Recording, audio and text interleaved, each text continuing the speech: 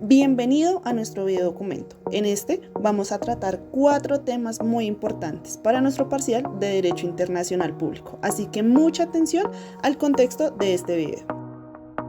Vamos a iniciar hablando sobre qué es la personalidad internacional, teniendo en cuenta que esta la componen varios tipos esenciales y que es importante entender qué personalidad implica la capacidad de un ente para ser titular de derechos y obligaciones en el ámbito internacional. Es por eso que los tipos de estos suelen ser los sujetos del mismo derecho internacional que han dejado exclusivamente los estados. Es por eso que los organizamos de la siguiente manera.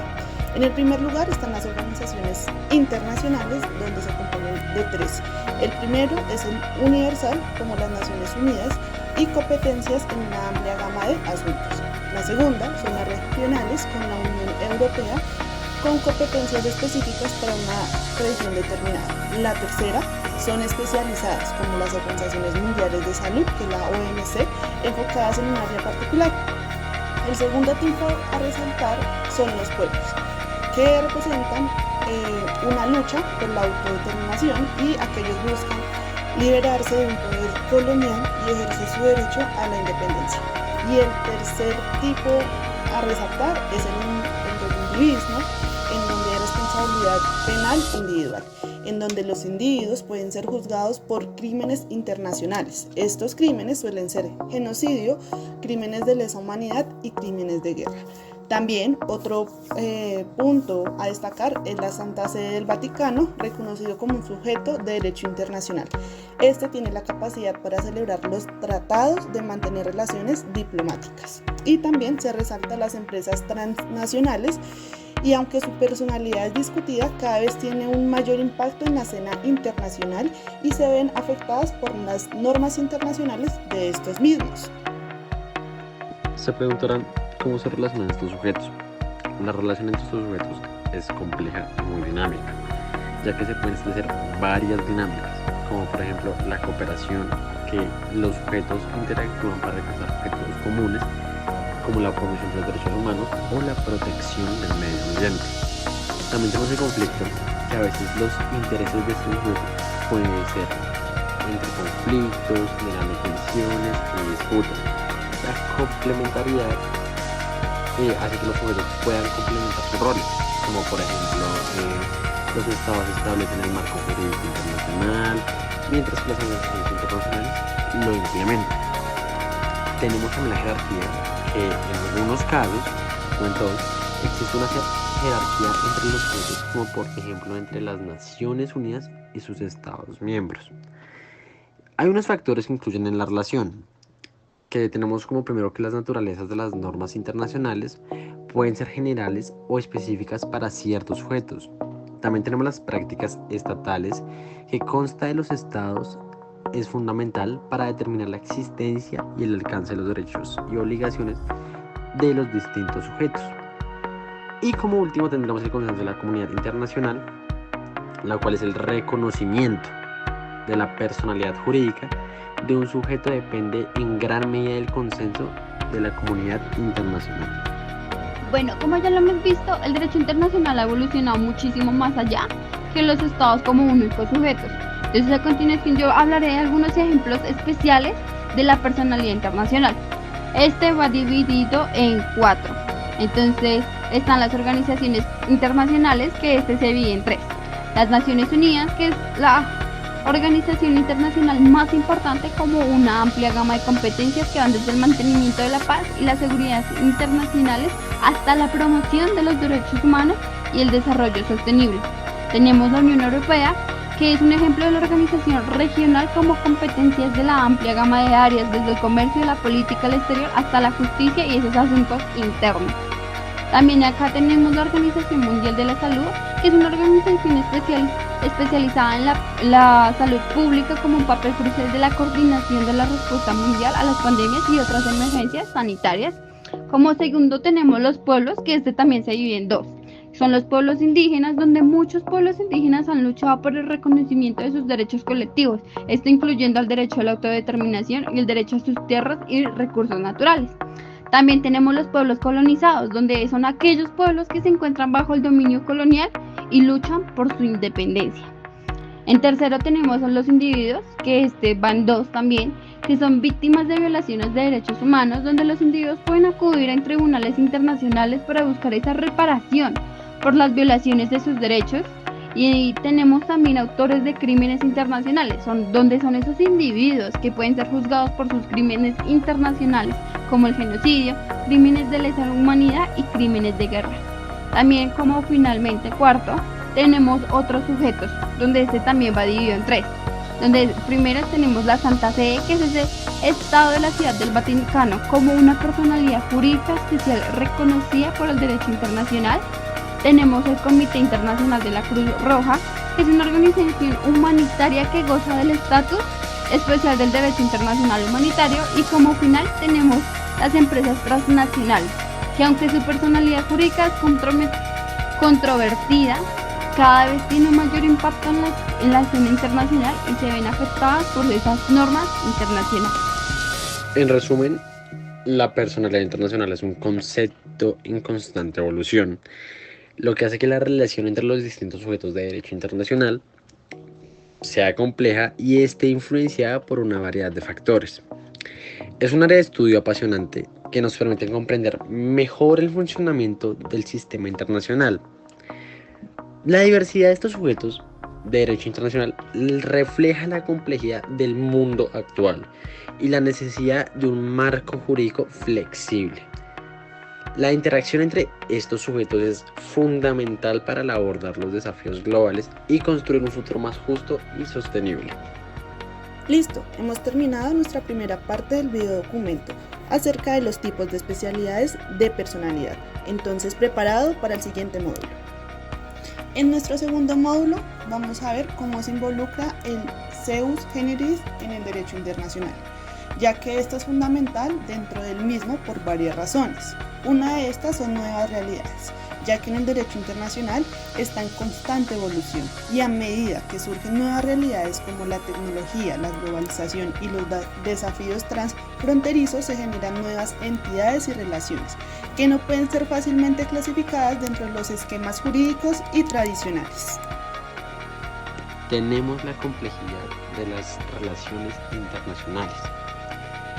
Las relaciones entre estados, organizaciones internacionales y otros actores son cada vez más complejas y multifacéticas por la aplicación de categorías jurídicas que pueden resultar inadecuadas para capturar la naturaleza de estas relaciones. Necesidad de las soluciones específicas. Muchas situaciones requieren soluciones jurídicas adaptadas a sus características particulares. El concepto de sui generis permite diseñar regímenes jurídicos flexibles y eficaces para abordar desafíos específicos.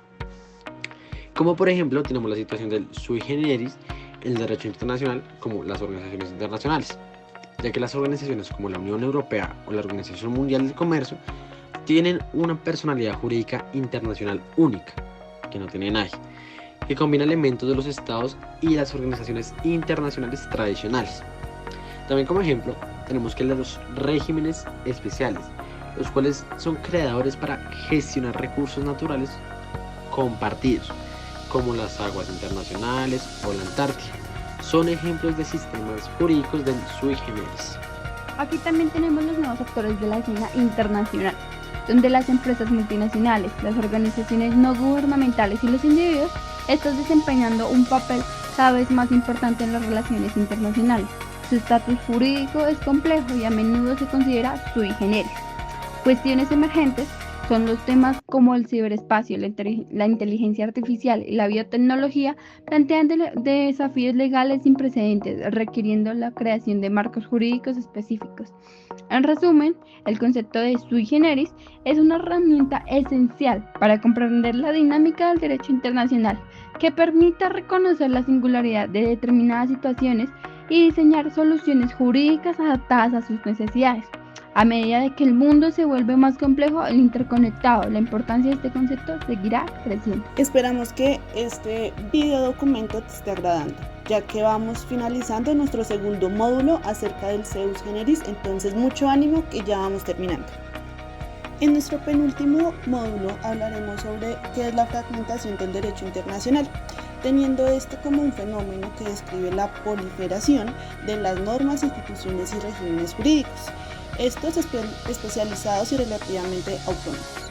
El derecho internacional ha dejado de ser un sistema homogéneo y unitario para convertirse en una compleja red de normas y reglas que regulen diferentes ámbitos de las relaciones internacionales.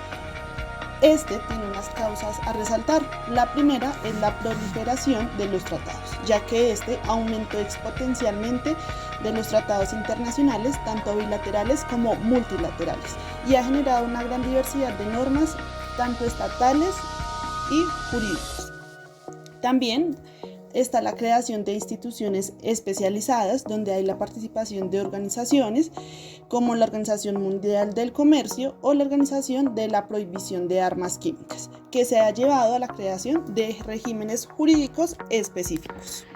Por otro lado, tenemos la regionalización del derecho internacional, el cual es el desarrollo de bloques regionales y la creación de organizaciones regionales, como la Unión Europea, que ha generado normas y procedimientos jurídicos propios. Tenemos una importancia la fragmentación, ya que la fragmentación del derecho internacional tiene importantes implicaciones, tanto teóricas como prácticas. Tenemos la mayor especialización, la cual hace que la fragmentación permita una mayor especialización en la regulación de temas complejos y específicos, lo que puede conducir a soluciones más efectivas. Tenemos también la mayor flexibilidad, la cual es la existencia de múltiples regímenes jurídicos que facilita la adaptación a las nuevas realidades y a los cambios en las relaciones internacionales. También tenemos desafíos para la coherencia, la cual es la proliferación de las normas y regímenes que puede generar conflictos normativos y dificultar la aplicación coherente del derecho internacional. Como por último también tenemos desafíos para la interpretación, donde la interpretación de las normas internacionales se vuelve cada vez más complejo, debido a la diversidad de las fuentes y a la falta de un sistema de jerarquía claro. También tenemos los desafíos de la solución de controversias, donde la fragmentación puede dificultar la resolución de disputas internacionales, ya que los distintos regímenes jurídicos pueden tener procedimientos y jurisdicciones diferentes. En resumen a esto, la fragmentación del derecho internacional es un fenómeno complejo que presenta tanto oportunidades como desafíos. Por un lado, permite una mayor especialización y flexibilidad en la regulación de las relaciones internacionales, y por otro lado, plantea problemas de coherencia, interpretación y solución de controversias. Hemos terminado nuestro cuarto módulo. Sabemos que es un poco tedioso, pero ánimo que ya estamos finalizando. En nuestro último módulo hablaremos sobre la importancia para América Latina el tener una convención de derechos humanos. Para esto hay que resaltar lo siguiente. Lo primero es el estándar común, en donde establece un estándar mínimo de derechos civiles, tanto políticos, económicos, sociales y culturales para todos los países del continente. Esto garantiza que cada persona sea independiente de su nacionalidad para que así tengan los mismos derechos fundamentales. Otro es la referencia legal, ya que esto sirve como marco de referencia para las legislaciones nacionales, asegurando así las leyes internas y que éstas se respeten y protegen frente a los derechos humanos consagrados en la Convención. Bien, tenemos también la protección internacional, la cual vamos a dividir en mecanismos de protección y presión internacional. Los mecanismos de protección son mecanismos internacionales como la Comisión Interamericana de Derechos Humanos y la Corte Interamericana de Derechos Humanos, que permiten denunciar violaciones a los derechos humanos y obtener justicia cuando los sistemas nacionales fallan. La presión internacional, por su parte, es la existencia de estos mecanismos que ejerce presión sobre los estados para que cumplan con sus obligaciones internacionales en materia de derechos humanos, evitando así abusos y violaciones. También tenemos el fortalecimiento de la democracia. También lo vamos a dividir en dos ítems, que es el Estado de Derecho y la participación ciudadana. El Estado de Derecho es el que contribuye a fortalecer el Estado de Derecho, al garantizar que las autoridades actúen conforme a la ley y respeten los derechos de todas las personas. En la participación ciudadana se fomenta que la participación ciudadana y el control social al permitir que las personas exijan el respeto a sus derechos y denunciar abusos. Bueno, aquí también podemos encontrar la integración regional, donde está dividida en dos. Como primero, la vinculación entre países, donde promueve la integración regional y la cooperación entre los países de América Latina, al establecer un marco común para la protección de los derechos humanos. En segundo, está la solución pacífica de los conflictos, donde facilita la solución pacífica de los conflictos al proporcionar mecanismos para la resolución de disputas relacionadas con derechos humanos. Finalmente tenemos la legitimidad internacional, donde también es dividida en dos. Como primero está el reconocimiento internacional, que otorga a los países de América Latina un mayor reconocimiento internacional al demostrar su compromiso con la protección de los derechos humanos. En segundo tenemos la atracción de inversiones, que puede contribuir a atraer inversiones extranjeras al mostrar un entorno favorable para los negocios y los derechos humanos. En resumen, la Convención Americana sobre los Derechos Humanos es un instrumento fundamental para la protección de los derechos humanos en América Latina, ya que este establece un estándar común